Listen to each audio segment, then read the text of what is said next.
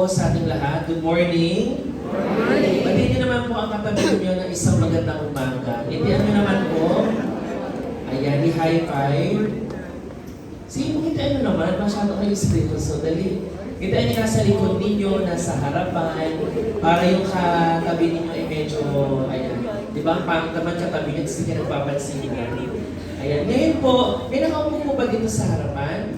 Ayan, dito. Ayan, nasa yung nakaupo dito. Ano siya? Doon din, may nakaupo. May isa po dito, baba tayo dito isa. Sayang kasi upuan sa, ano, ito din meron ba? Wala. Wala din. Dalawa ko baba tayo dito. Mga, ano, sayang yung view na ating guest speaker. Dito tayo. May isa pa rin daw dito. Sino pong meron kong katabi walang upuan, ano? Meron pa din dito. Sige po. Tapos kayo forward kayo, mga kuya. Ayan. Para hindi tayo, ayan. Sige, punta mo kayo sa upuan yan. Okay, very good. Sige po, dito pa ko. Meron pa din doon. Yan po. Yan po yung dapat po talaga susunod kayo sa usher pag pinaupo kayo sa bakante. Meron pa mo isa dito. Para aalis na. Ito pa. Ilan pa? Apat. Meron pa dyan, nalangga na tayo. So, yung nasa likuran nga, Kuya, si Kuya Mark. Kuya Mark, doon ka na lang Kuya Mark. Doon. Kayo na siya, mga kuyang mga gwapo. Doon tayo, hindi pa tayo doon. Ayan, para hindi kayo, parang mai-istorbo lagi ng mga nagsisilar. Ayan po, sige. Thank you po sa pakikisa. Dito po. Ayan po, dalawa po. Ayan. Sige po. Sundin mo natin yung mga ushers, mga kapatid, kahit sila po ay kaidaran po ninyo, sundin nyo po sila pag kayo po pinaupo sa upuan na tama. Okay? Meron pa din pong tatlo dito. Sige po, baba ang tatlo. Tatlo po. Sige po, baba kayo. Dito po tayo. Sige po, para yung usher din natin, hindi nakakita ng bakante upuan. Ayun po, marami pang bakante. Sige po. Sana yung dalawang mong pababa. Ayan, sige po. Ayan. So ngayon po umaga, tayo po yung pinagpala ng Panginoon. Alam ko po, tulad ng pinanalangin kanina ni Ate Camille sa atin, ay marami yung pinagdaanan ng church ngayong buong linggo. Parang napakahaba ng linggo na ito para sa ating iglesia, both ng Love at ng Dream. Gusto ko makita dito yung kamay ng mga taga-Dream Church. Ayan, palampakan na natin ang ating mga taga-Dream. Amen. Thank you po for coming despite ng inyong pong mga pinagdaanan ngayong linggo. Ang Diyos po ang nakakita ng inyong kalagayan ng puso. Alam ko po na hindi ko kayo pababayaan ng Panginoon in this journey ng inyong pong pag-recover sa inyong pong mga naranasan ngayong week. And hopefully ngayon po umaga, ano man pong ating mapapakinggan ngayon na mensahe mula kay Lord, ay gawin mo natin itong personal mula sa Panginoon, lalo-lalo na sa may mga pinagdaanan ngayong week na ito. At alam ko kung may nais sabihin ang Diyos sa atin. Ngayon pong umaga, yung ating pong guest speaker ay hindi na po bago sa atin. He's been so generous to us na bigyan mo tayo ng panahon at oras na I think this is his third time coming here to speak to our church. And I'm so thankful to the Lord at sa kanyang pong buhay for being partners in the Lord sa pamamagitan ng pagsusuportahan sa ministry. At ako po personally, I'm very thankful sa tao pong ito, sa likod ng Diyos na ito, na maraming beses ay nagiging paraan upang mas lumuwag ang aking kalooban sa maraming panahon ng aking bilang isang batang pastor pa. So ngayon po umaga, hindi ko naman patatagalin pa. Siya po yung lingkod ng Diyos sa pinadala sa atin ngayong umaga. And hopefully po, pakinggan mo natin mabuti. At anumang po mensahe ibibigay sa atin ng Diyos, ay gawin mo natin itong personal mula sa Kanya. So hindi ko naman patatagalin pa, palapakan po natin ang Panginoon sa buhay po ni Pastor Ronald Hernandez.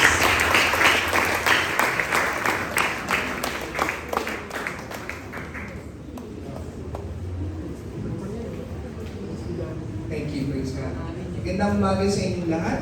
Good morning. Mga kabataan ba kausap ko? Mga matatanda. Good morning! Good morning. Pwede ba natin Lord. Yung malakas na malakas.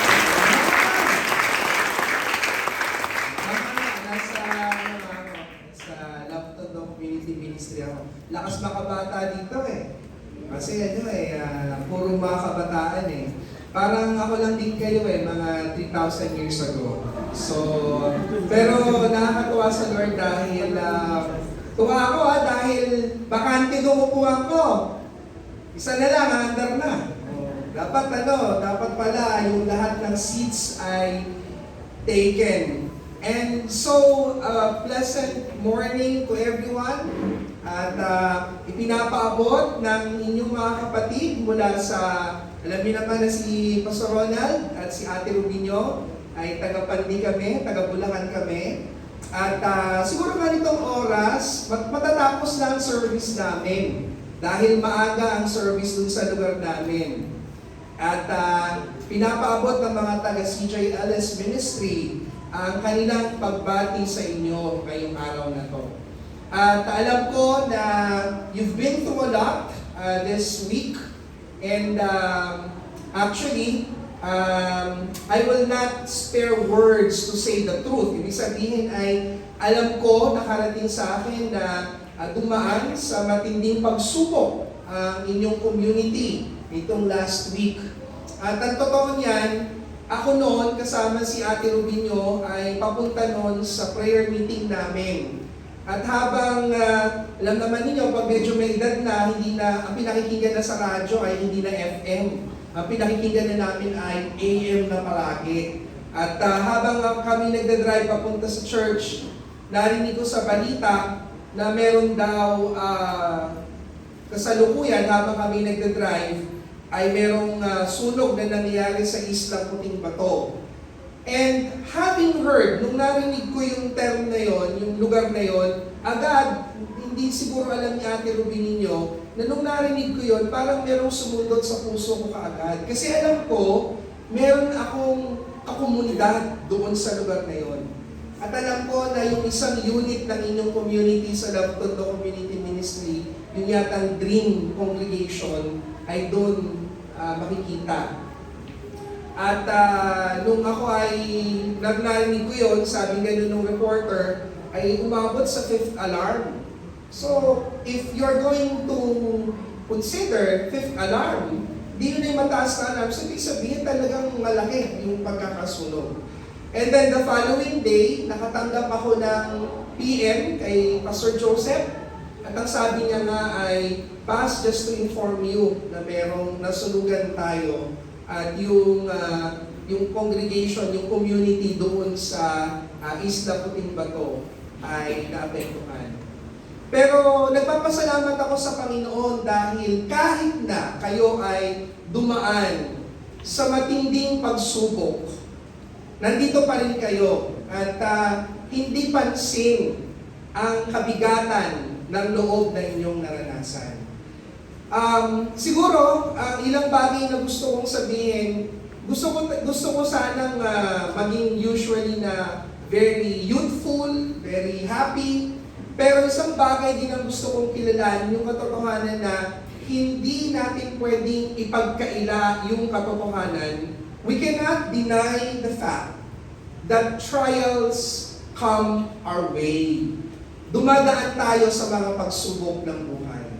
At hindi porke tayo ay mga mananampalataya o mga Kristiyano na, wala na tayong karapatang tumahimik, lumuha at malungkot. Bahagi yan ng ating pagiging tao. Amen ba mga kapatid? Amen. Actually, kung titingnan ninyo, sa Book of John, chapter 11, verse 35, yung pinakamaikli daw na verse sa New Testament ay John 11:35. At ang sabi doon, Jesus wept. Umiyak o lumuha ang Panginoong Jesucristo nang malaman niya ng kanyang kaibigang si Lazaro. At marami naniniwala na kababata daw ng Panginoong Jesucristo si Lazaro. They were childhood friends. And when Jesus found out that Lazarus was dead, John 11:35 tells us, Jesus wept. Umiyak ang Panginoong Jesucristo. Pero napakaganda rin nung narinig ko kanina sa inyong awitan, at bahagi din ng inyong kinanta, that sorrow may come in the night, but joy comes in the morning. That is a passage also in the Old Testament. Kaya sa umagang ito, patuloy tayo na bagaman meron tayong pagdadalamhati, meron tayong kalungkutan, pero hindi nun natatanggal yung ating pag-asa. Amen? Amen. That is the truth. We may be sad, pwede tayong malungkot, pero may isang bagay na hindi mawawala sa mga tunay na Kristiyano. At ang tunay na Kristiyano sa tuwina ay laging may pag-asa. Amen ba? Sabihin niyo sa katabi niyo, there is hope. Sabihin mo, be happy. Cheer up. Because there is hope. Pwede ba nating palakpakan ng Panginoon sa umaga? Praise the Lord. Ayan ang namin gusto, palakpakan ng mga kabataan eh. Pero ngayon, sa umagang ito, yung mensahe na binigay sa akin ni Pastor Joseph supposed to be is that growing in maturity through commitment. Yun ang kanyang mensahe na sabi niya kung pwede ay maging mensahe natin ngayong araw na to. Pero alam ko, it's a bit impossible for us to dwell on topic, especially when I saw these pictures, no? And I think most of you would relate to this, no? At ito yung ilang mga pictures na nakita ko at ipinasa sa akin. Kaya ang pamagat ng aking sermon ay basahin muna natin itong sa Book of Job chapter 2 verse 10. At ito ang ating mababasa. Job chapter 2 verse 10. Ang sagot ni Job, hindi mo naintindihan ang iyong sinasabi. Pagpapala lang ba ang tatanggapin mo sa Diyos? Hindi ba natin tatanggapin kung bigyan niya tayo ng pagdurusa? Sa kabila ng kanyang paghihirap, hindi nagsalita si Job ng laban sa Diyos. Pwede ba tayong lahat ay tumayo? Lahat tayo tumayo. At sabay-sabay natin basahin Job chapter 2 verse 10. Sabihin natin sabay-sabay. Ang sagot ni Job, hindi mo naiintindihan ang iyong sinasabi. Pagpapala lang ba ang tatanggapin mo sa Diyos? Hindi ba natin tatanggapin kung bibigyan niya tayo ng pagdurusa? Sa kabila ng kanyang paghihirap, hindi nagsalita si Job ng laban sa Diyos. Sandali tayo yumuko at tumikil. Sa lahat ng naririto, sa ilang saglit ng katahimikan, inihiling ko na tayong lahat ay yumuko at tumikil. Alam ko na ang pinagdaanan natin sa linggong ito ay hindi madali. At sa ilang saglit ng katahimikan, maging totoo tayo sa ating mga sarili. Kung kayo'y nakararamdam ng kalungkutan, kung kayo'y nakararamdam ng sakit, it is okay to be honest before the Lord. It is okay not to be okay.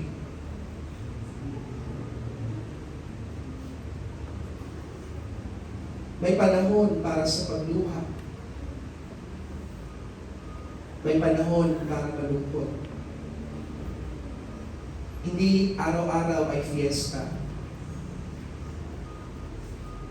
Hinahayaan tayo ng Panginoon na makaramdam at dumaan sa mga yugto ng ating buhay at hindi tayo pinagbabawalang malungkot. Pero sa gitna ng kalungkutan na ating nararamdaman, isang bagay ang totoo, hindi tayo nawawalan ng pag-asa. Sapagkat hindi tayo pababayaan ng Diyos. Amang sumasalangit sa umaga pong ito, kami po na inyo pong mga anak ay nagkatipon sa lugar nito. Kanina po sa panahon ng pagsamba, in the time of worship, in the time of praise and worship, we rejoice to know that your presence is in our midst.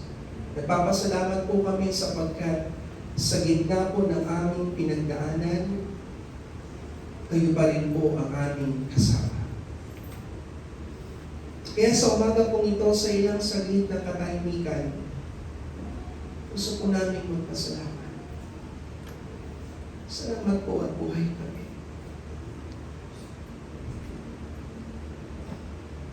Salamat po sapagkat kahit minsan, sa gitna man ng matinding pagsubok, hindi niyo po kami pinabayaan.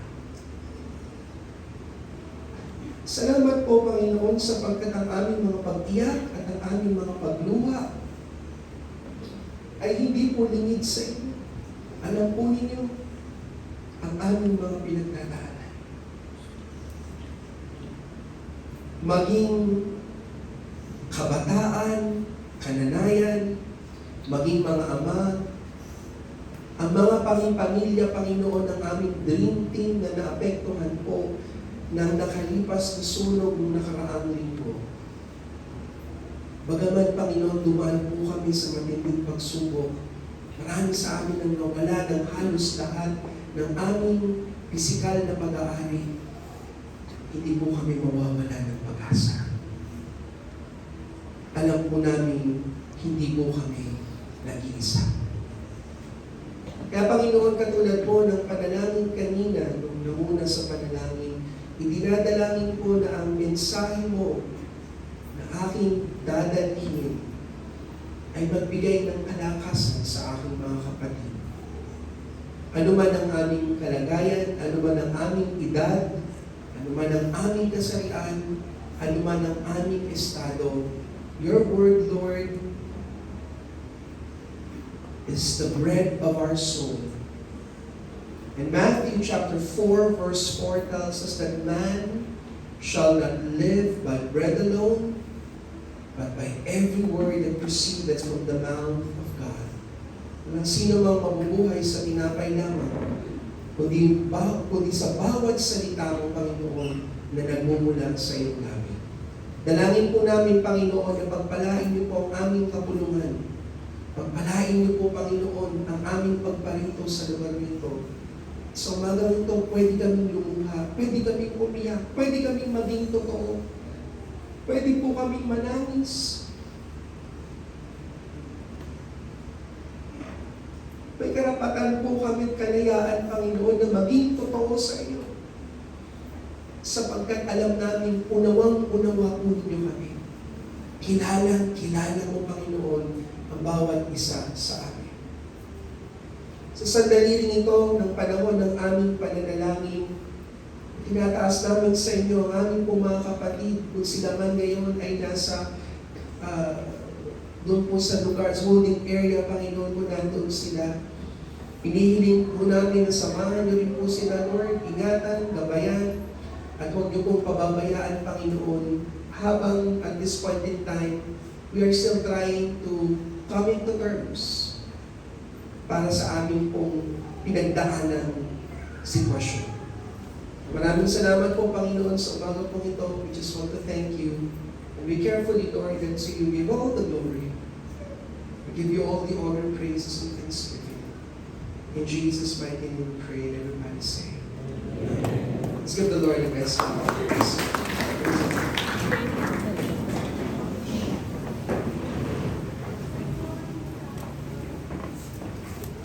So umagang ito, ang mensahe na aking ibibigay sa inyo is that growing in maturity through suffering. And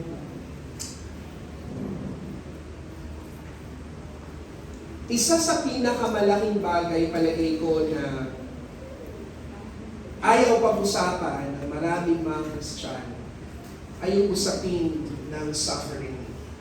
Kasi parang ang lagi lang nasa isip ng maraming Kristiyano palagi ay the Christian life is always victorious. The Christian life is always a win-win solution. Laging tagumpay, laging mapagtagumpay ang mga Kristiyano. At parang walang puwang ang paghihirap sa buhay ng ilang mga Kristiyano. Actually, meron tayong tinatawag ngayon at siguro, alam naman ninyo na hindi ko na siguro kayo kaliga ng inyong edad. Kayo ay mga generation, ano ba kayo? Mga Z or may mga millennials, generation Z, may alpha na yata ngayon, ano? Susunod, Bravo, Charlie, ano ba, Delta. Kasi ako, generation X ako. Ang generation X were born late 70s, early 80s. Basta po ito. Tanda na to. O, matanda na. At meron tinatawag kayo sa generation ngayon na tinatawag na toxic positivity. Alam niyo yung toxic positivity? Lahat na lang okay. Diba? May toxic. Kaya minsan, meron ako naririnig, eto ha, sabi nila, nasunugan, okay lang yan, ako, bangon-bangon lang tayo pagkatapos. Nasunugan pagkatapos okay lang. Ito kaya nasunugan. Diba? So, pray lang tayo. Everything will be okay. Namatayan pagkatapos, alam mo, maganda ang plano ng Lord sa'yo. Namatay nga, maganda ang plano ko. Naintindihan yung sinasabi ko? Na parang lagi na lang everything is positive. No? Parang tinatanggal natin yung equation ng suffering. At alam natin na hindi pwedeng magkaroon ng comfort pag walang suffering. Dahil sa mundong ito, laging merong cause at merong effect. Kaya natin na-appreciate ang kaliwanagan, dahil alam natin mayroong kadiliman. Tama mali? Kaya natin na-appreciate ang kabutihan, kasi alam natin mayroong kasamaan. Kaya natin na-appreciate yung comfort, because we know that there is suffering. And so we begin to understand that suffering is a reality of life. Hindi ito isang bagay na pwede natin sabihin na porque naging Kristiyano tayo, hindi na to, ay itong bagay na to ay mawawala na sa atin. Sa katunayan, kung pormi kang nakakilala sa Panginoon, mas lalo kang dadanas ng kutakot-takot na hirap. Dahil mismo ang ating Panginoong Jesus ay dumaan sa matinding pagsubok at paghihirap. Amen po ba? And so, there is a sense of denial in so many Christians in thinking that, well, I'm a Christian, so I don't have to suffer. But the reality is, we will suffer. Totoo yan. At siguro, para bigyan ko lang kayo ng ideya din, today, itong panahon na to, this is already the 21st century, I would like to inform you that sa lahat ng panahon, itong 21st century, ang siglo kung saan pinakamaraming Kristiyano ay pinag-uusig para sa kanilang pananampalataya. At alam niyo kung tutusin kayo, tayo dito sa Pilipinas, mapalad tayo. Bakit? Kasi dito, nakasasakma tayo ng may kalayaan. Sa ibang mga bansa, bawal ang Kristyanismo. Pag ikaw ay nalamang Kristiyano, papatayin ka.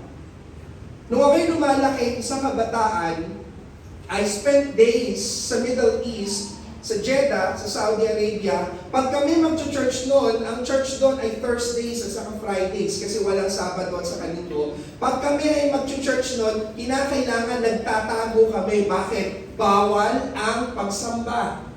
At kapag kayo ay nahuling sumasamba kay Kristiyano, kayo ay pwedeng ikulong. Tapos meron akong gustong i-share sa inyo. Nung lumalaki akong isang kabataan, merong lugar doon sa downtown, doon sa plaza, doon sa Jeddah. Pagkatapos ugali ng tatay ko, nalalabas kami, bibili kami ng shawarma. Alam mo yung shawarma yung pagkain Arabic yan. Tapos, bibili kami ng isang bottled na Pepsi.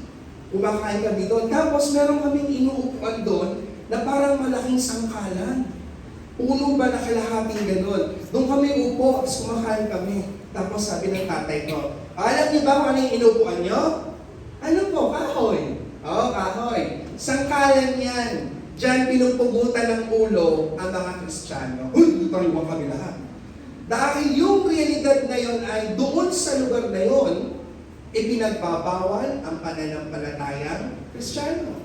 Pero tingnan niyo dito, mapalad kayo, di ba? Inaasyan pa kayo sa upuan. Isa na lang ang andar na, di ba? Di pinapaayos. At air condition pa ang inyong church service, no? Di ba? Pero kung tutusin, there are many Christians who are suffering right now. And so this is the reality. Hindi nyo pwedeng tanggalin yung realidad that there is suffering. Mayroong paghihirap sa buhay nito. Pumalakpak nga lahat ng inaantok.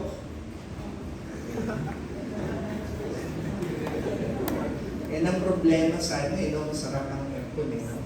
Baka natutulog. Umalakpak nga lahat ng gising.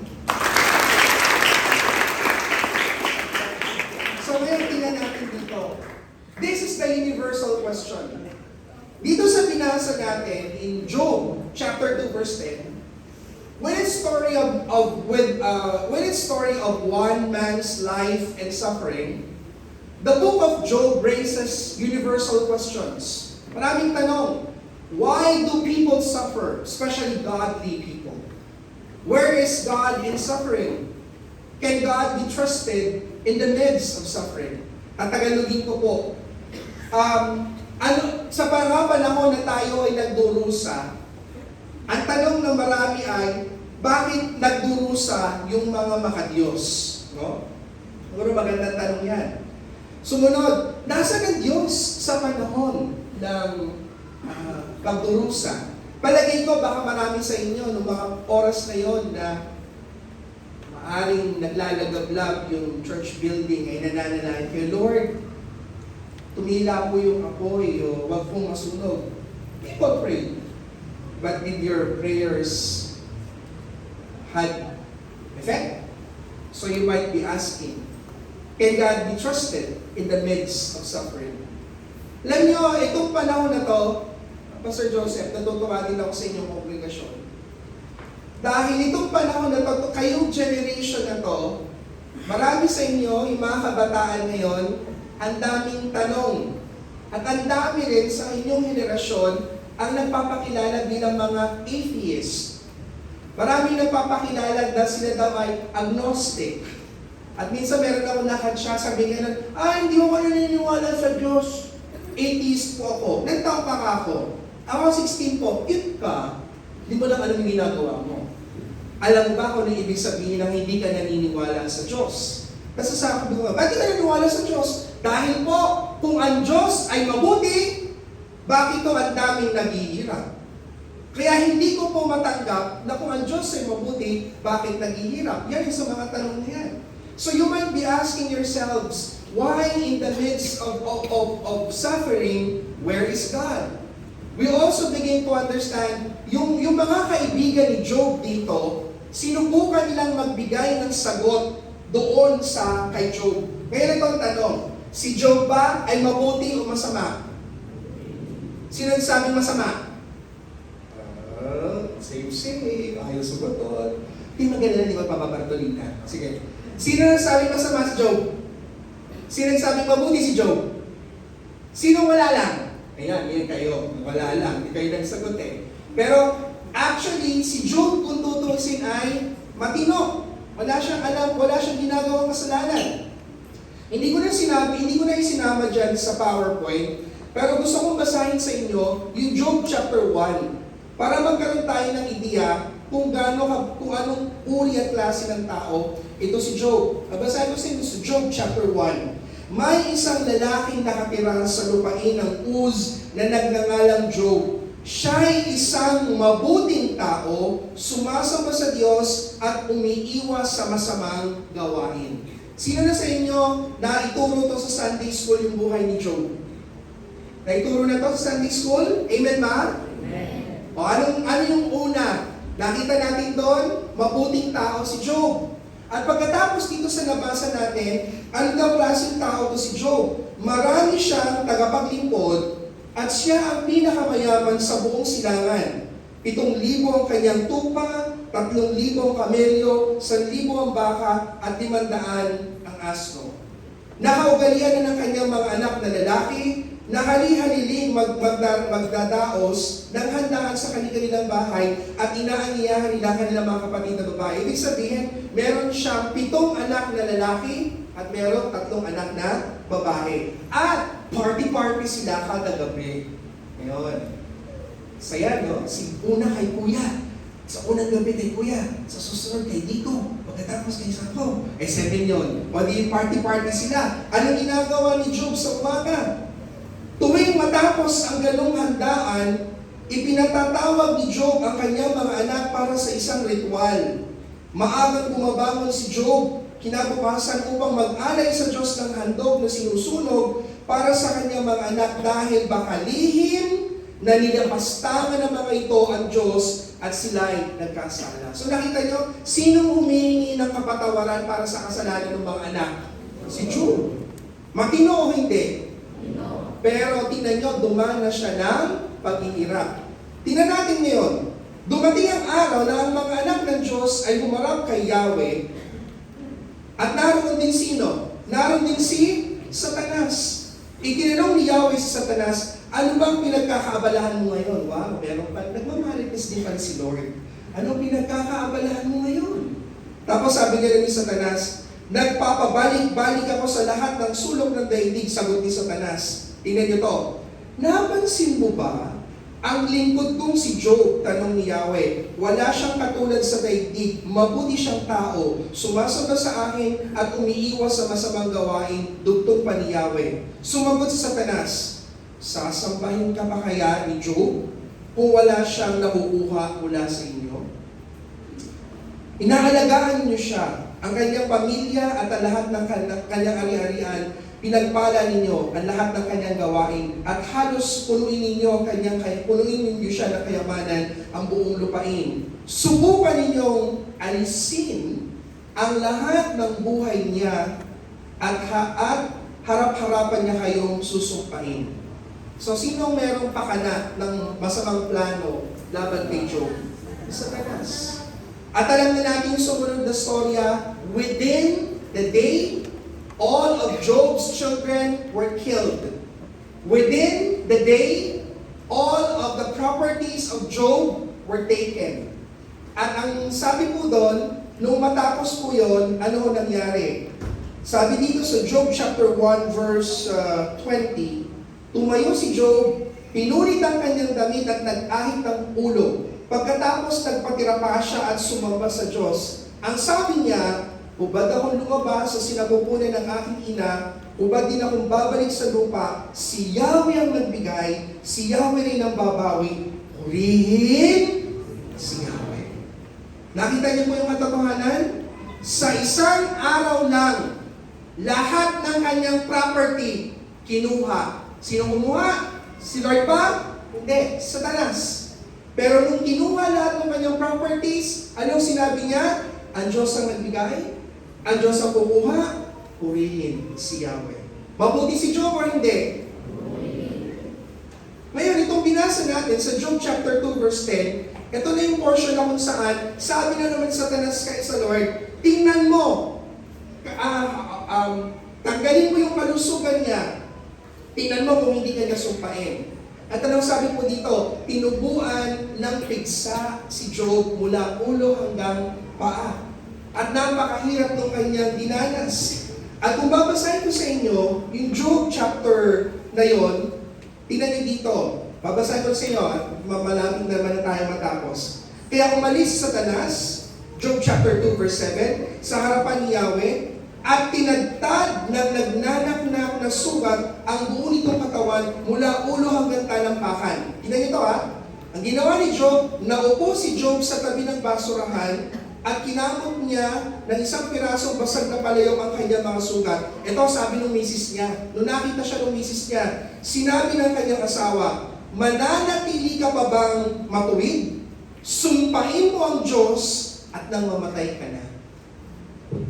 Sino yung kontrabida dito? Ang sabi ng misis niya, sabi mo, sumpain mo ng Diyos. Para mamatay ka na. Siguro sinabi ng babae, yung asawa niya, para hindi na siya maghirap.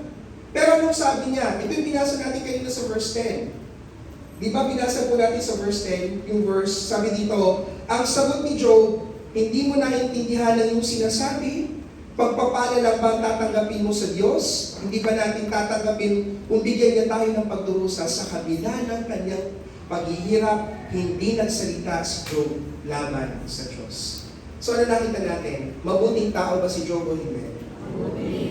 Dapat bang tularan si Job? Palagay ko, sa panahon ng paghihirap, si Job ang isa sa pinakamagandang halimbawa. Pwede ba natin palakpakan ng Panginoon sa mga? Noong panahon na yon ni Job, ay merong isang paniniwala. At ang paniniwala ito, ikaw ay dumaranas ng paghihirap dahil pinarurusahan ka ng Diyos.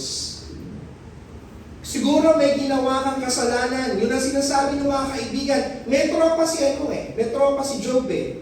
At itong tropa na to ni Job, tatlo sila actually. Tatlo itong mga tropa niya na to, hindi na natin babasahin sa inyo. Pero itong mga tropa niya, ito, si Eliphaz, si Bildad, at saka si Zophar. Ang sinasabi nitong mga tropa na to ni Job, Job, kaya ka dumadaan sa ganyang pagsubok, kaya nangyari sa iyo lahat yan, may ginagawa kang kasalanan. Ang tanong, may ginawa bang kasalanan si Job o wala? Bakit siya dumadaan sa paghihirap? Yan ang magandang tanong. Di ba? So nakita natin dito sa first 2 chapters, Job did not do anything bad. He was righteous before the Lord. Ngayon, ang sabi ng tatlong kaibigan niya, si Eliphaz, si Bildad, at si Zophar, Job, may ginagawa kang mali. Kaya anong sabi ng Panginoon dun sa kanilang tatlo? Ito, mababasa natin. Sabi dito ng Lord, pagkasabi nito kay Job, si Eliphaz na Temaneo, naman ang hinarap ni Yahweh. Sinabi ng Diyos kay Eliphaz, matindi ang galit ko sa iyo at sa dalawa mong kaibigan, sapagkat hindi niyo sinabi ang katotohanan tungkol sa akin, tulad ng ginawa ni Job. Mali yung sinabi ng mga kabarkada ng mga tropa ni Job sa kanya. Hindi totoo pinarurusahan si Job. Amen? Ang totoo, hindi siya pinarurusahan. Ang totoo, sinusubok si Job. Amen? At kung gusto ko ipapansin sa inyo, huwag niyong sasabihin kapag dumadaan kayo sa trahedya na kayo ay sinusubok dahil mas malamang ang sinusubok lang ng Diyos lumatuwid. Pag kayo ay tumatanggap ng hindi tama bilang kaparusahan sa ginagawa niyong mali, buti nga sa inyo. Totoo! Dahil deserve niyo yan. Deserve niyo maparusahan. Pero kapag kayo ay righteous, at kayo ay nagsasuffer, that is what we call trials. Ang sinusubok lang ng Panginoon, yung matuwid. Tingnan niyo yung katabi niyo. Nag-Netflix na nag-Netflix. Nag-ML na nag-ML. Pagkatapos, may test pa na bukas. Tapos, pagdating sa classroom, Lord, tulungan po. Tapos, bumagsak! Lord, bakit mo ako sinusubok? Hindi ka sinusubok. Tanga ka. Buwang ka. Hindi ka sinubok. Buti nga sa'yo bagsak ka. Kasi, hindi ka gumawa ng tama. Tama ba yun? O may tama kayo? Ang problema sa marami. Pag dumadaan na sa hindi maganda, ang sasabihin ka na, kung sinusubok ako, huwag niyong isipin sinusubok kayo. Baka hindi pagsubok yan. Baka pagpalok yan. Kasi itinatama kayo ng Lord. Ito ngayon ang magandang tanong ko sa mga taga-Dream. Anong dahilan kung bakit nasunog yung church doon at bakit nagkasunog doon? Kung wala kayong ginagawang mali, baka kayo sinusubok ng Lord. At kung meron kayong ginagawang mali, baka binibuksan ng Panginoon na inyong mga isipan gawin ang tama. Amen? So we begin to understand na sa lahat ng nangyayari, we begin to see what's the first thing that we need to understand here this morning. Number 1, everyone suffers, for we all live in a fallen world. Amen? This is the reality of life. Lahat po ay dumadaan sa pagdurusa. Walang hindi nagdurusa. Si baby kanina doon, merong baby doon kanina. Narinig ko siya, umuubo siya. Alam niyo ba, di ba baby bakit kala niyo walang problema yung baby? Pag nagutom, di ba? Pagbasa ang diaper, di ba? Huwag mong pansinin, umiiyak. Ibig sabihin, walang hindi nagsasuffer. Subukan nyo nga na nakasuot kayo ng short, basayan, pagkatapos maghabol kayo, basayan short nyo. Di ba maiyak ka rin? Basayan. Kasi hindi ako komportable. Kaya yung bata, nagsasuffer din yan. So whether you are a small child or you're already old or you're already aged, everyone suffers. Amen? No one is exempted from suffering. But you have to understand, that if you are doing what is right, that is godly suffering. But if you are suffering because you've done something wrong, that is not suffering na godly. That can be punishment. That can be correction. At ang mahalaga sa bawat isang Kristiyano, maintindihan natin, lahat ay nag-undergo ng suffering. Sabi nga natin, number one, everyone suffers, for we all live in a fallen world. Amen? So no one is exempted. Pero yung pangalawang bagay na gusto kong ipapansin sa inyo ngayon sa umaga ito, even the righteous suffers. Maski ang mga matuwid ay nagdurusa. Tingnan natin dito, yung sinasabi dito, even the righteous suffers. Godliness and suffering. Not only are godly people afflicted with suffering just others are, but the godly experience some kind of suffering due specifically to their godliness. Ang mga matuwid ay inuusig. Totoo hindi. Halimbawa, ganito. Dati kasi nung maliit pa ako, taas kasi nung bako dun sa school namin eh. Mahirap mag-cutting clock. Sa kapag pag umangat kami dun sa pader, imburnal yung dadaanan namin. Kaya mahirap kaming mag-cutting class. Pero sino rito nag-cutting class? Nagtakarin din. Pero kung minsan, yung papasimuno pa ng cutting, Kristiyano pa.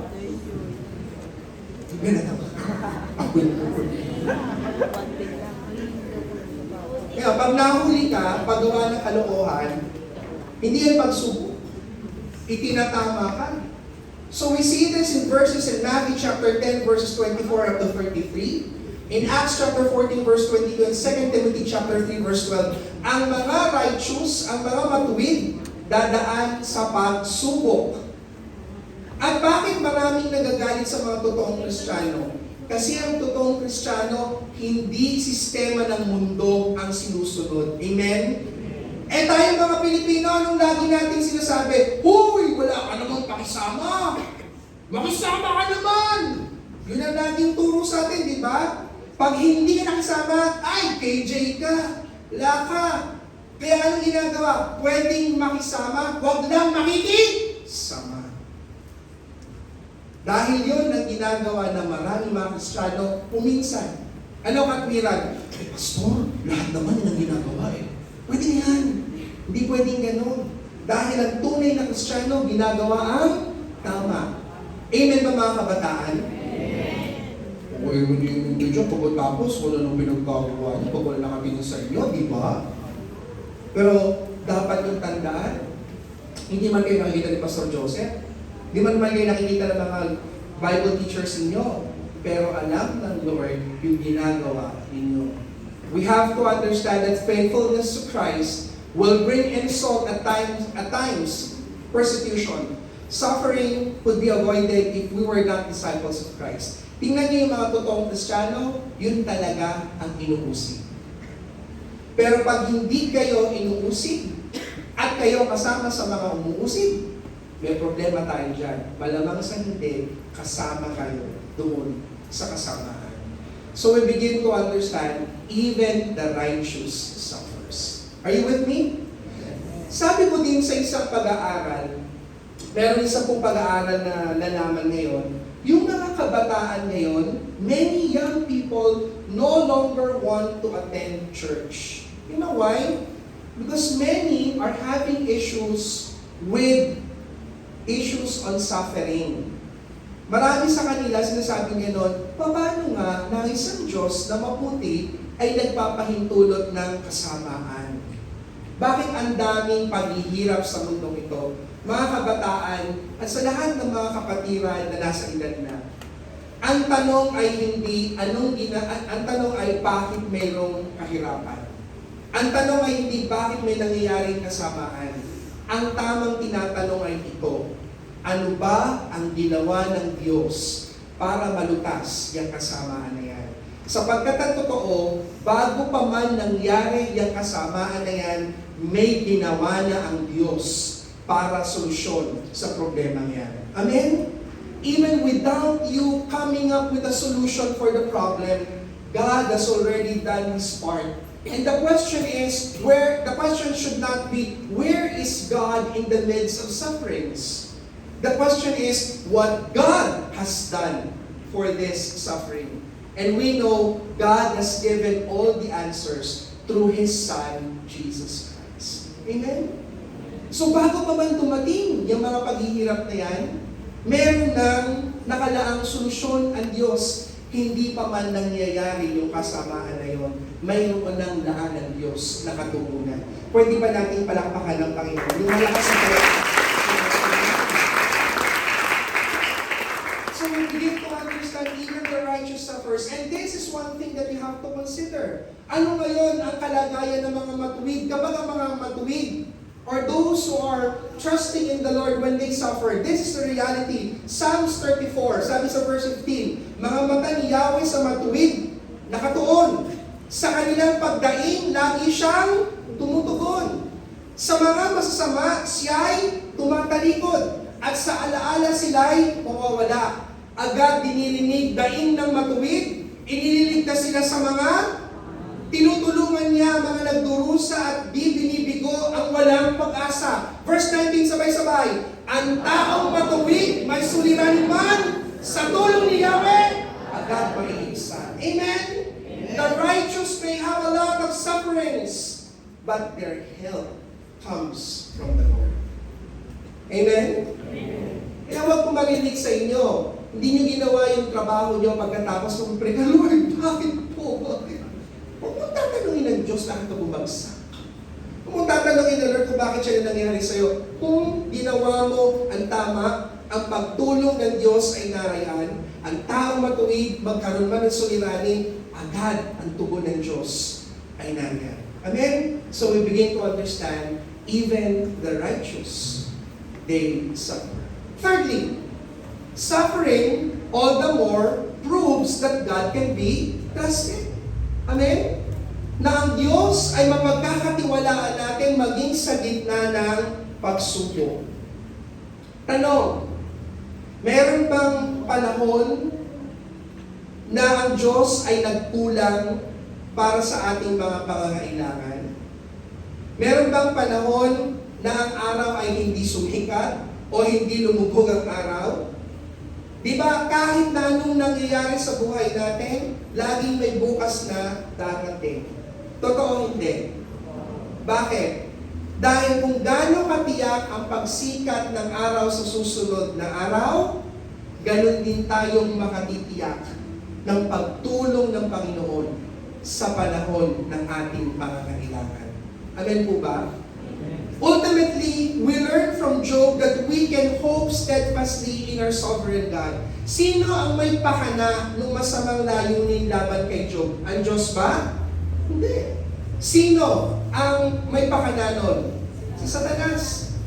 Nakita natin dito na hindi naman nagbigay ng madaling sagot bakit may pagdurusa. Instead of providing easy answers to hard questions, this incomparably glorious, all-knowing, almighty God presents to people in all places, in all times, in the simplest, most powerful, and most universal answer is this: huwag kayong magduda sa kabutihan ng Diyos. Can we give the Lord the best love of praise? Pwede ba natin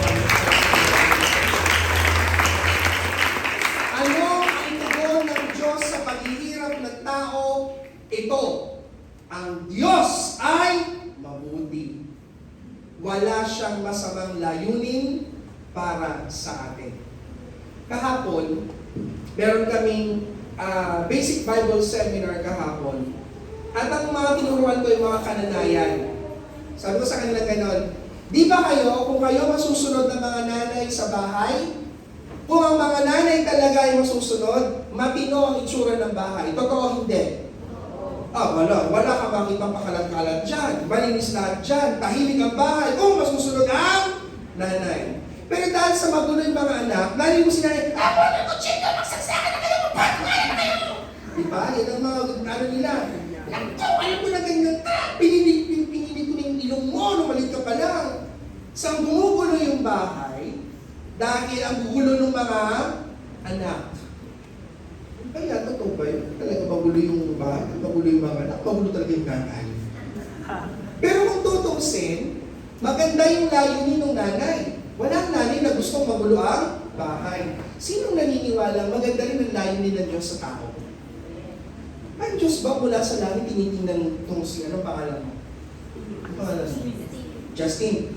Ah, si Justin. Bakit latan mo kaya ito? Diba?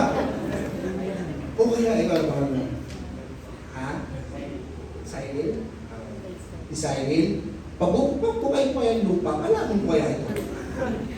Ganun ba ang panukala ng Diyos para sa atin? Naisip niya, mainit ang panahon. Sunugin ko yung isang puting ito. Ganun ba ang Panginoon? Hindi mo. Dahil ang Diyos ay mabuti, sa gitna ng kasamaan at pagdurusa, makakapagtiwala tayo sa Kanya. Eh, tanong nga ako nito doon sa mga taong hindi talaga naiintindihan ng bagay, tingnan niyo kung gaano ka-rebelde ang puso ng tao. Ay, doon tanong, sa lahat ng masamang nangyayari sa ating panahon, magagawan ba yan ng Diyos? Hindi. Ang malinaw na nakita natin dito sa storya ni Job, si Satanas ang punot dulo. Pinahintulutan lamang ng Diyos, pero ang sabi doon, ang final say pa rin ay nanggagaling sa Diyos. Ano sabi niya? Unin mo ang lahat. Huwag mo lang hahawak, huwag mo lang sasaktan si Job. Unin mo ang lahat. Bigyan mo siya ng sakit. Pero huwag mo lang kikitlin ang kanyang buhay. Who then holds the final say? God is in full control. At tingnan po natin, ano ang naging dahilan kung bakit inalaw ng Diyos ang lahat ng ito? Dahil lalong nahayag ang pagiging matuwid ni Job sa gitna ng pagsubok. Amen? Meron ba mga alahero dito? Meron ba? Alahero tayo. Paano yung malalaman na dalisay na yung inyong suot na silver or gold na suot ninyo? Pag kumikislap na, di ba? Pero alam niyo ba, pag nililinis yan ng alahero, dumadaan yan sa matinding apoy. Hanggang sa ang lahat ng dumi niyan ay matanggal na. Kapag lahat ng dumi ay tinupok na ng apoy, kikinang na yun. Kikintab na yung silver, kikintab na yung gold. Alam niyo, ang pagsubok sa buhay, yun ang paraan ng Lord para pakintabin tayo. Dahil yung mga pagsubok sa buhay, yan ang paraan ng Panginoon para tanggalin ang lahat ng mga kuyabot sa buhay natin, para ang lalong makita ang kagalingan, ang pag-ibig at katapatan ng Diyos sa buhay ng bawat isa. Di ba merong saying ng mga Amerikano, what doesn't kill you will make you strong. Amen? Kung hindi ka napatay niyan, malamang sa hindi, palalakasin ka. Tingnan niyo, sino nagpabulutong sa inyo? Wala ka nabubulutong dito? Di ba pag nabulutong kayo, magkakabulutong pa ba kayo ulit? Hindi na. Kasi nalampasan yung bulutong. Tingnan niyo, pagkatapos yung makalampas sa isang paghihirap at pagsubok sa buhay, tumatatag kayo pagkatapos niya. At pagkatapos nun, pag nalampasan niyo, kanino kayo magpapasalamat? I would like to thank myself for all of this. Thank you very much for this award. Hindi! Sino pasasalamatan niyo? Ang Diyos, dahil pinayagan niyang dumaan kayo sa pagsubok na yun, pero siya rin ang gumawa ng paraan upang kayo at ako ay makalampas sa pagsubok na yun. Pwede ba natin palakpakan ng Panginoon? So we begin to see that even in the sufferings, sa gitna ng mga paghihirap natin, huwag tayong magdududa sapagkat hindi natin mapag-aalinlanganan ang Diyos ay mabuti. At walang iniisip na masama ang Panginoon para sa atin. Ika-apat, second to the last, number 4. God sustains us even in the midst of suffering. So nakita po natin dito na si Job, bagaman dumaan siya sa matinding pagsubok, nakita natin doon na hindi pinabayaan ng Diyos si Job. And God is still in control of the situation. Amen? We see here that even in the midst of everything, God sustained Job in that situation. So we read, makibukas kayo sa akin sa aklat ng unang Korinto, 1 Corinthians chapter 10, verse 13. Ito ang ating mababasa. 1 Corinthians chapter 10, verse 13. At babasahin ko sa iyo sa magandang balita, Biblia. Sabi dito,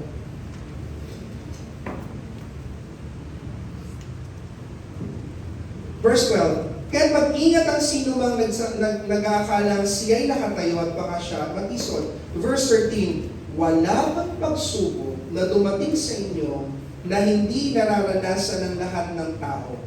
Tapat ang Diyos at hindi niya ipahihintulot na kayo'y subukin ng higit sa inyong makakayanan. Sa halip, pagdating ng pagsubok, bibigyan niya kayo ng lakas upang mapagtagumpayan iyon. Amen? Saan kayo nakakita na nasa gitna pa ng pagsubok, bibigyan pa rin kayo ng kalakasan ng Panginoon sa gitna ng pagsubok na yan.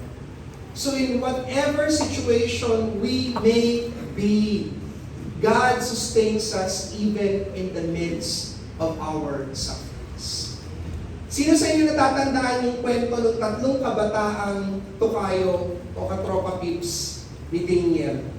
Si Shadrach, si Meshach, at saka si Abednego. Ano yung story doon sa Daniel chapter 3, if I'm not mistaken? Nagpagawa ng imaheng ginto si Haring Nebuchadnezzar, 90 feet ang taas, pinalagay doon sa gitna ng kapatagan ng Dura, at anong instructions niya? Pag nagsimulang tumugtog ang banda, lahat ay yuyukod doon sa imaheng ginto na aking pinagawa. At anong nangyari doon sa tatlong magkakaibigan? Kay Shadrach, kay Meshach, at kay Abednego. Yumuko ba sila? No. At anong nangyari?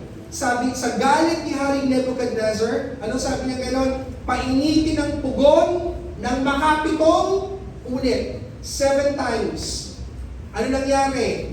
Tinalian yung mga magkakabarkada, si Shadrach, si Meshach, at saka si Abednego, mahigpit ang pagkakatali, sobrang tindi ng init ng apoy, na yung nagdala sa kanila, nagtapon dun sa pugon, yun ang namatay. Pero silang tatlo, nang itapon sa pugon, namatay o hindi?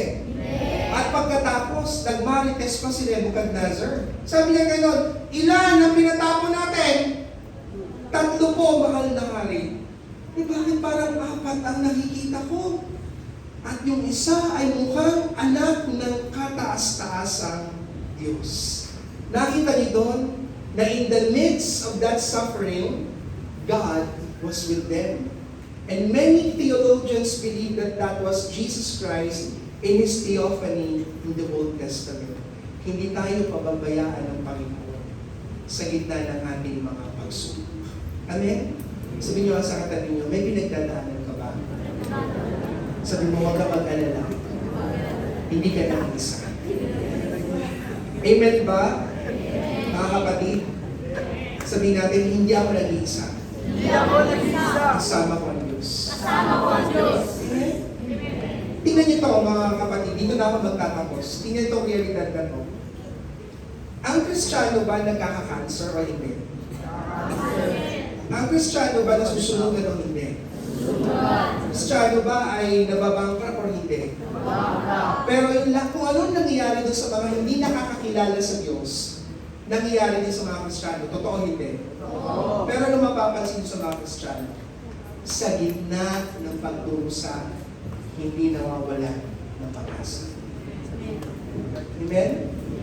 At ito rin ang gusto kong sabihin sa bawat isa sa inyo, hindi masama ang malungkot. Bahagi yan ng pagkatao natin. Pero gaya ng kanina ko pa sinasabi, malungkot man tayo, hindi tayo nawawala ng pag-asa. Dahil alam natin, hindi tayo pababayaan ng Diyos. At ito rin isang bagay na sinasabi ko, ano kung sa mundong ito, yung pinapanalangin natin, hindi mangyari? Siguro nung bata pa ako, taga-Makati kami before nagkaroon ng sunog dun sa lugar namin. Ito, patotoo ko sa inyo. Ito yung kalsada, ito yung lugar namin, kalsada doon. Kalabing block, yung kabilang bloke, yun ang nasusunog. So ngayon, sabi ng nanay ko, naku Lord, iligtas niyo po yung bahay po namin. Eh yung apoy, dinidila-dilaan na yung bubong ng bahay niya. Dinidila-dilaan. Sabi ng nanay ko, tumayo dun sa may kanto, tapos nagtaas ng kamay, sabi niya, Panginoon, maawa po kayo, huwag niyo pong hayaang masunog yung aming bahay.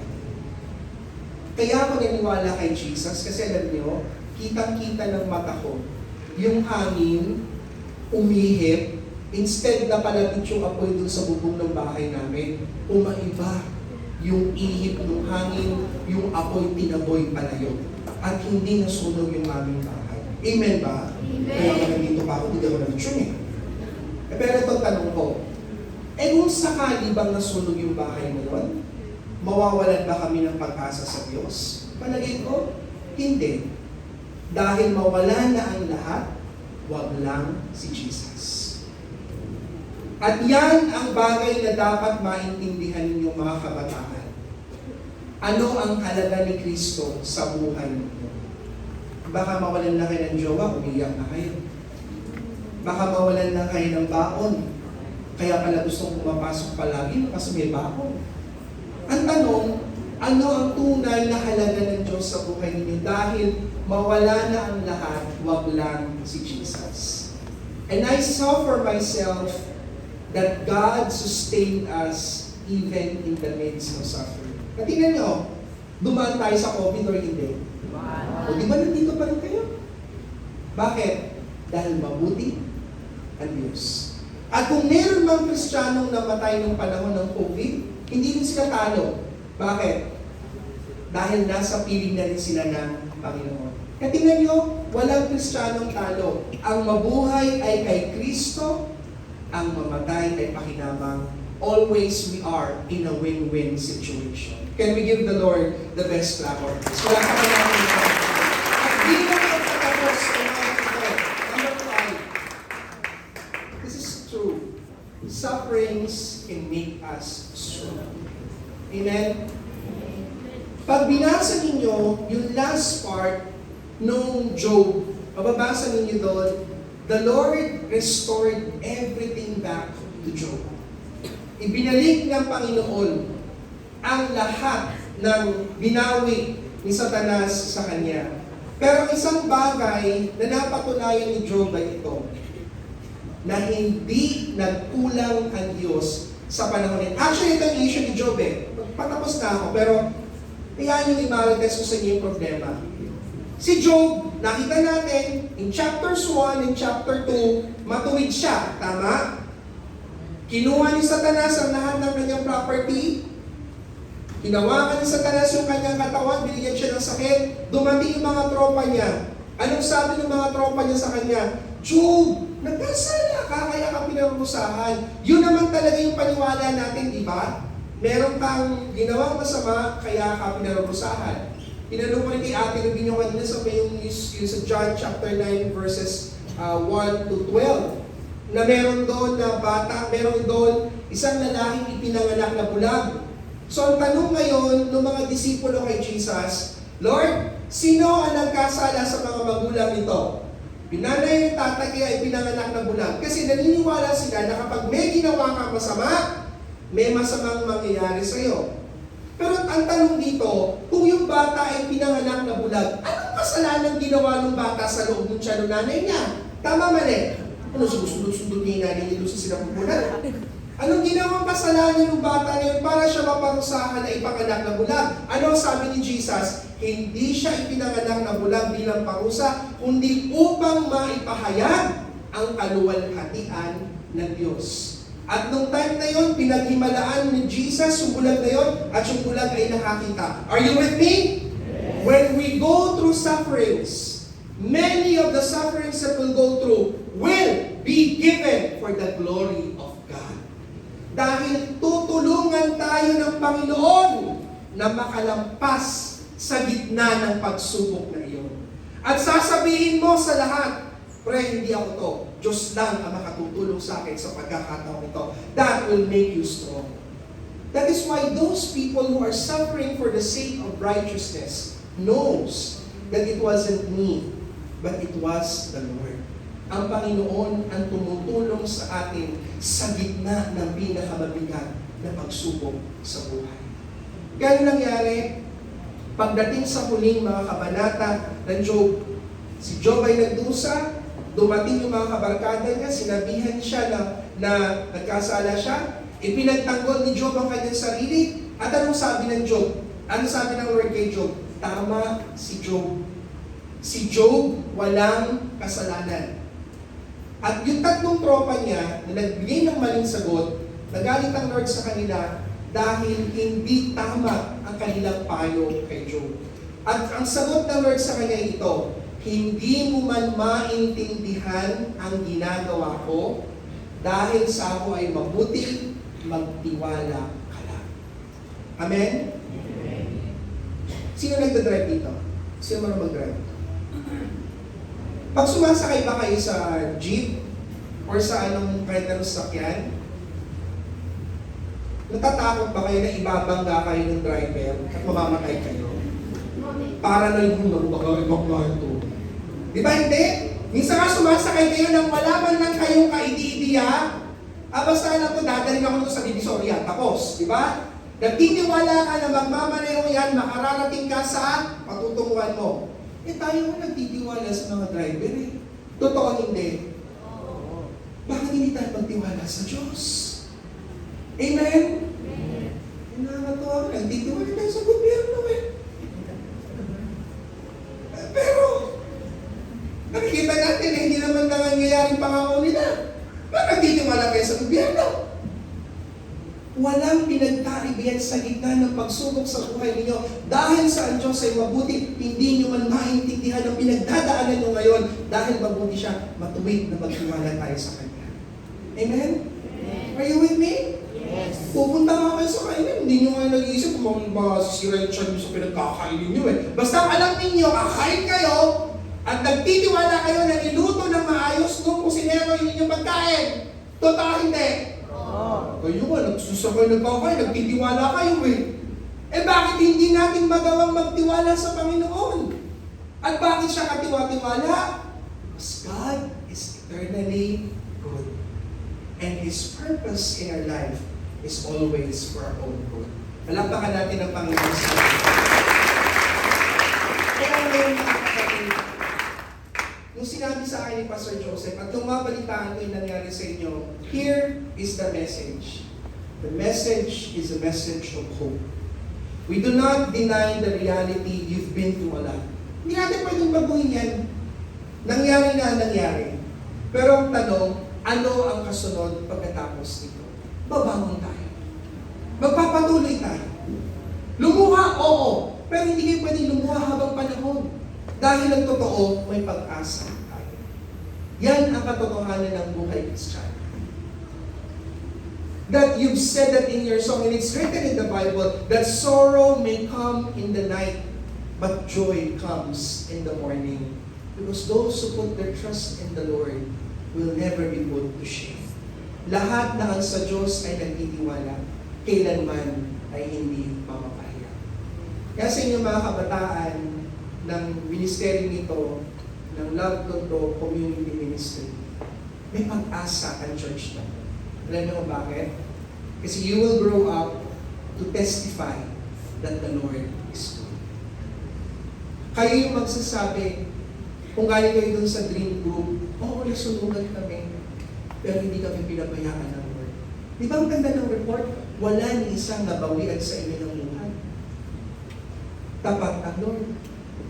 And despite of all that has happened, you are here. And you are hearing this message. And this is the message of hope. Sufferings can make us strong. And what the Lord plans, ang plano ng Panginoon, ay tayo ay tumatag sa buhay na ito. Ang hindi dumadanas ng pagsubok sa buhay, lalampanan pa. Di ba yun? Kaya minsan yung mga parents, no? Pag halimbawa, yung mga bata nadapa,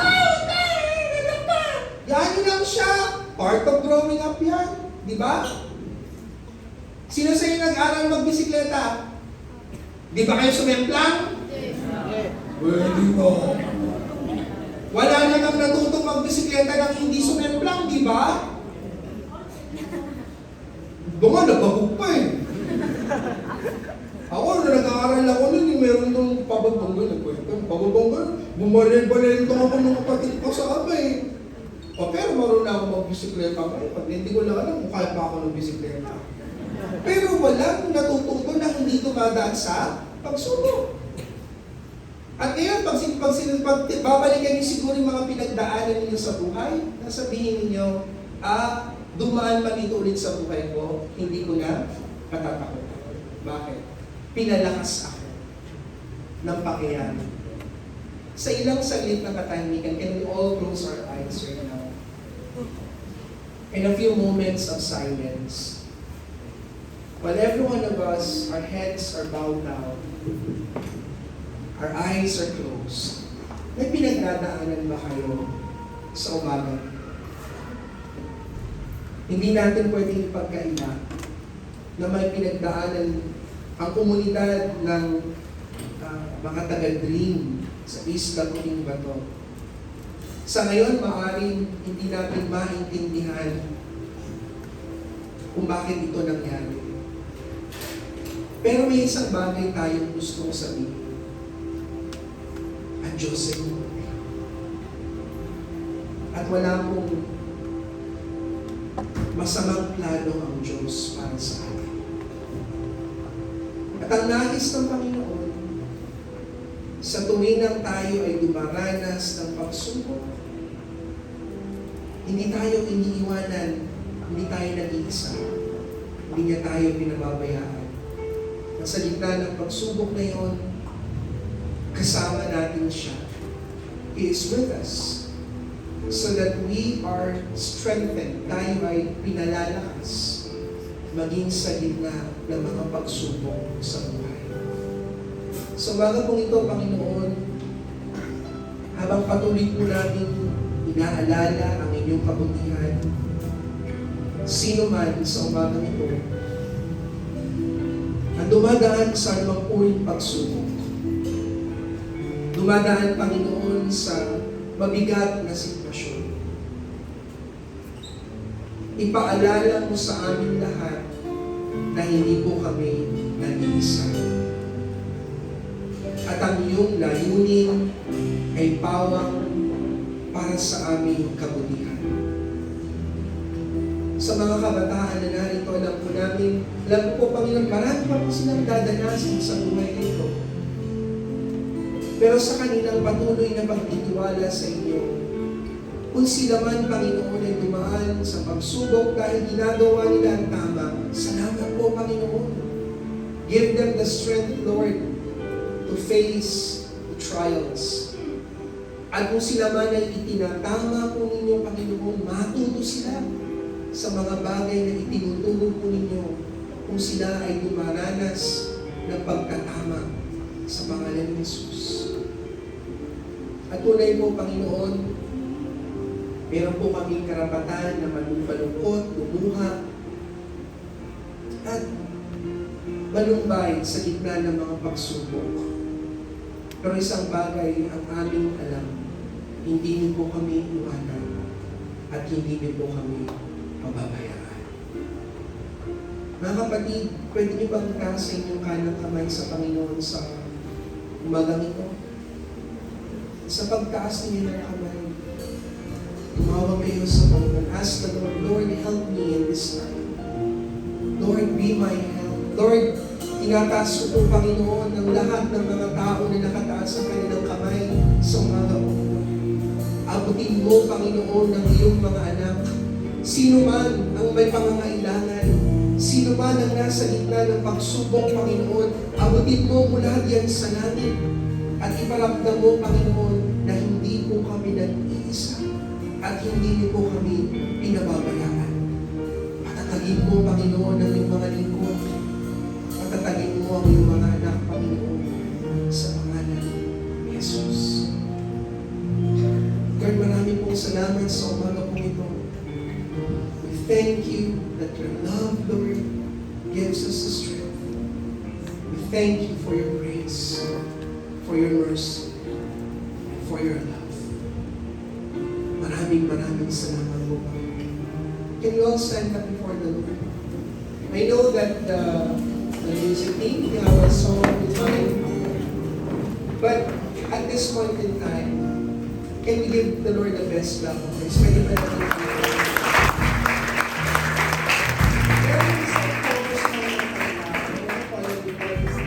just sing this with me and say, your love is enough, Lord. Say this with me, your love is enough, Lord. Your love is enough, Lord. Your love is enough, Lord. Your love is enough, Lord. The chorus would say, your love is enough, oh Lord. Your love is enough, oh Lord. What can I ever desire? What can I ever long for when your love is enough, oh Lord? Sing with me and say, your love is enough, oh Lord. Sing to the Lord right now. Your love is enough, oh Lord. What can I ever desire?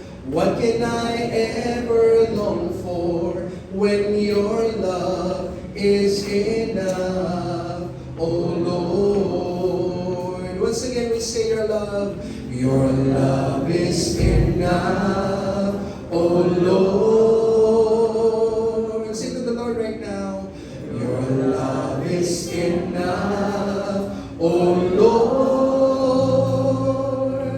What can I ever desire? What can I ever long for when your love is enough, oh Lord? Sa Tagalog, simple lang sabihin natin, pag-ibig mo ay sapat. Say to the Lord right now, pag-ibig mo ay sapat. Ano bang hahanapin?